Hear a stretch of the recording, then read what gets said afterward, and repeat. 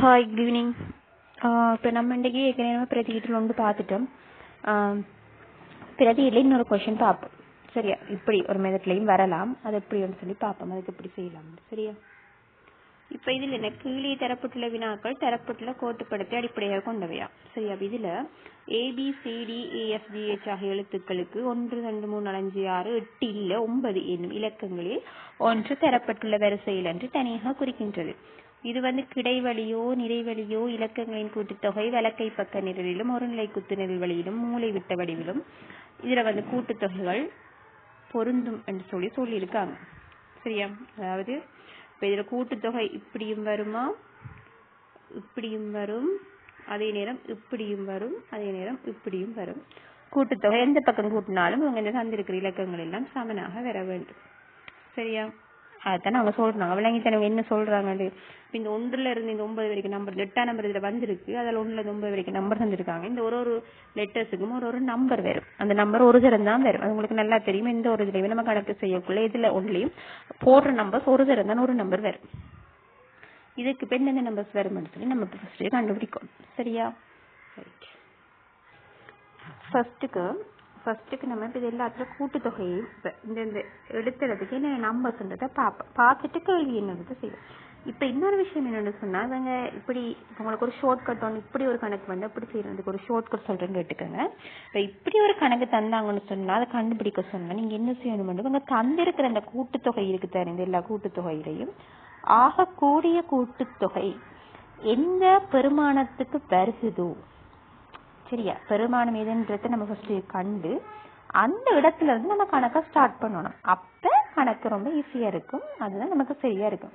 இப்ப இந்த ஃபர்ஸ்ட்டுக்கு இப்ப நம்ம இந்த கட்டத்துல இங்கிலீஷ் லெட்டர்ஸ் கூட 8ஆம் நம்பரை மட்டும் தான் நமக்கு தந்திருக்காங்க. அப்ப மற்ற நம்பர்ஸ் ஒன்று நமக்கு தரல. இப்ப நம்ம அது எல்லாத்தையும் நம்ம கண்டுபிடிக்கணும். சரி, அது விளங்கிட்டு தானே? சரி, இப்ப ஃபர்ஸ்ட்டுக்கு 8ஆம் நம்பர் இருக்கிற நிறைய கூட்டுத்தொகை தான் 24 இருக்கு.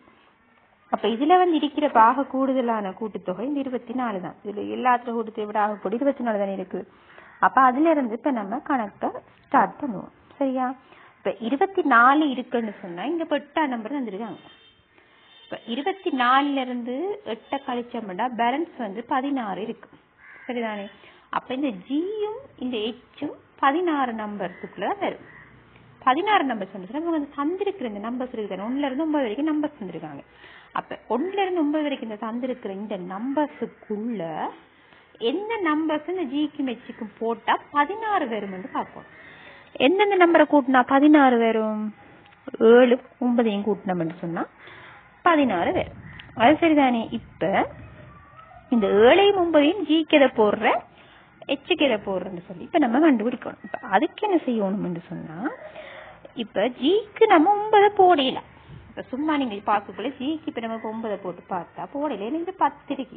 10ன்னா 9 இங்க போட்டா பேலன்ஸ் 1 தான் இருக்கு. அந்த 1 டிக்கோ ஏக்கோ போடல. ஏன்னு சொல்லுங்க, 2 தானே இருக்கு. ஏயும் இருக்கு, டியும் இருக்கு. அப்ப 2 வேணும். 1 மட்டும் நம்ம போடலாது. அப்ப 9 வராது. 9 ஜிக்கு வராது. அப்ப எத்தனை வரும்? ஜிக்கு 7 வரும். இடத்துல போடுறேன், ஜிக்கு 7 வரும். அது கன்ஃபார்ம். அப்போ 9 கரெக்டா ஹெச்சுக்கு வரும். சரிதானே? பயம் கண்டுபிடிச்சுமா? ரைட். இப்ப நீங்க சைட்ல எப்படி எழுதி வச்சுக்கணும், ஒரு எழுத்தை வச்சுட்டு இதுல இப்ப 8ஆம் நம்பர் மட்டும் நமக்கு தந்திருக்காங்க. இப்ப மிச்ச உலகத்துக்கு நம்ம நம்பர் கண்டுபிடிக்க தனி வேணும். இதுல இப்ப நம்ம ஜிக்கு கண்டுபிடிச்சிட்டோம் 7, ஹெச்சுக்கு கண்டுபிடிச்சிட்டோம் 9. இப்படி சும்மா பக்கத்துல போட்டு வைப்போம். சரிதானே? 12 கண்டுபிடிச்சோம். இப்ப நம்ம அடுத்தது என்ன செய்யணும்னு சொன்னா, இப்ப 7 9 நமக்கு வந்துட்டு பேலன்ஸ் என்ன இலக்கம் இருக்கு. இப்ப இன்னும் வராம 1 2 3 4 5 6 இருக்கு. இப்ப வரல. இப்ப வரணும். இப்ப அடுத்தது என்ன என்று சொல்லி கண்டுபிடிக்கிறதுக்கு இப்ப என்ன செய்யணும் நம்ம சொன்னா, இப்ப உங்களுக்கு தெரியும், இப்ப ADGல ஜி இப்ப 7 கண்டுபிடிச்சிட்டோமா? சரி. அப்ப பேலன்ஸ் இதுல இப்ப 7 ADG என்ற இந்த இதுக்குள்ள நமக்கு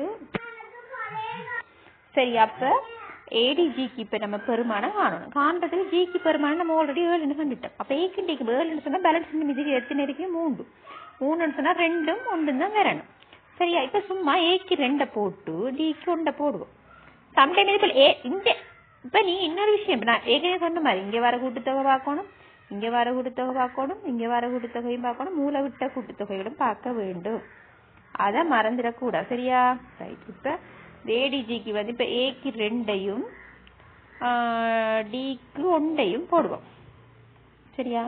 இப்ப ஏக்கு 2ஐயும் 1ஐயும் போட 7 8 9 10 இங்க சரி. சரியா? இங்கேயும் சரி, இந்த பாட்டும் சரி, இந்த பாட்டும் சரி, 24 சரி, 10 சரி கண்டுபிடிச்சாச்சு. சரிதானே? ரைட். இப்ப அடுத்தது நம்ம இப்ப இதை பார்க்கலாம்னு சொல்லி யோசிச்சோம்னு சொன்னா, இப்ப மூளைப்பாட்டுல கூட்டுத்தொகை கொண்டு 15 தந்துருக்காங்க. அதாவது GEC எத்தனை தந்திருக்காங்க? இந்த 15. இது 3 கூட்டம் 15. இப்ப G-ன்றதை கண்டுபிடிச்சிட்டோம். அப்ப பேலன்ஸ் எத்தனை வரும்? 8 வரணும். பேலன்ஸ் 8 வரணும்னு சொன்னா 8 எப்படி வரும்? 5 3 8. அப்ப 5 சக 3 என்றது வரணும். சரிதானே? இப்ப இது நமக்கு சரி, இதுவும் நமக்கு சரி. இப்ப இந்த 15 தான் பார்க்கும். இப்ப ஜிக்கு 7ன்றது நமக்கு தெரியும், இதுக்கு 2 தெரியும், இதுக்கு 1 தெரியும். இவ்வளவு கண்டுபிடிச்சிட்டு தானே. இப்ப ஜிக்கு 7 என்று சொன்னாங்களே, மிச்சம் 5 3. இப்ப 5 எதுக்கு வரும், 3 எதுக்கு வரும்ன்றது தான் இப்ப நம்ம கண்டுபிடிக்கணும். சரிதானே? இப்ப ஈக்கு நம்ம 5 போடல. ஏன்னு சொன்னா, இப்ப ஈக்கு நம்ம 5 போட்டோம்னு சொன்னா பிஇடியோட கூட்டுத்தொகை 15. அப்ப இதற்கு நம்ம ஈக்கு 5 போட்டா பேலன்ஸ் 2 வேணும். ஆனா பிக்கு 2 போடல. ஏன் நம்ம 2 ஆல்ரெடி ஏக்கு போட்டுட்டோம். அப்ப பிக்கு 2 போடலுமா? போடல. அப்ப நம்ம ஈக்கு 5 போடல. அப்ப சிக்கு 5 போடுவோம். சிக்கு 5 போடுவோம். அப்ப ஈக்கு 3 போடுவோம். இப்ப அப்ப 8. அப்ப இந்த கூட்டுத்தொகை 15 சரி. அது ஓகே உங்களுக்கு விளங்கித்தானே? ஒருக்கா செஞ்சு பார்க்கணும் நீங்க. சரியா? ரைட். இப்ப அடுத்தது என்னன்னு சொன்னா, 2 நம்ம ஏன் போடலாம், 2 ஆல்ரெடி போட்டிருக்கோம். அப்ப கன்ஃபார்மா நம்ம ஈக்கு வந்து 2 போடல. அப்ப ஈக்கு நம்ம 3 தான் போடணும். சரிதானே? அப்ப சிக்கு 5 வரும், ஈக்கு 3 வரும். ரைட். இப்ப ஏபிசியோட கூட்டுத்தொகை 11 இருக்கு. இப்ப நமக்கு ஏக்கு 2 சிக்கு 5 நம்ம பேலன்ஸ் எத்தனை? 4. அப்ப பிக்கு எத்தனை வரும்? இது 3 கண்டுபிடிச்சிருந்தேன். 5 9 10 11 இருக்கு. அப்ப அதுவும் சரி கண்டுபிடிச்சிட்டோம். இப்ப இதே போல சிஎஃப்ஹெச்சுக்கு 20 கூட்டுத்தொகை. இப்ப 9 5 இருக்கு. இப்ப இன்னும் எத்தனை வேணும்? 6. அப்ப எஃப்க்கு எத்தனை போட்டா சரி? பேலன்ஸ் மிஞ்சிருக்கிற நம்பர் எத்தனை? 6. எஃப்க்கு 6 போட்டா சரி, பிக்கு 4 போட்டா சரி. இப்போ 1 2 3 4 5 6 அவ்வளவு வந்துட்டு 7 9 வந்துட்டு 8 அவங்க ஆல்ரெடி தந்திருக்காங்க. இப்ப சரிதானே? இப்ப வந்துட்டு இப்ப நம்ம கணக்கு செய்யலாமா?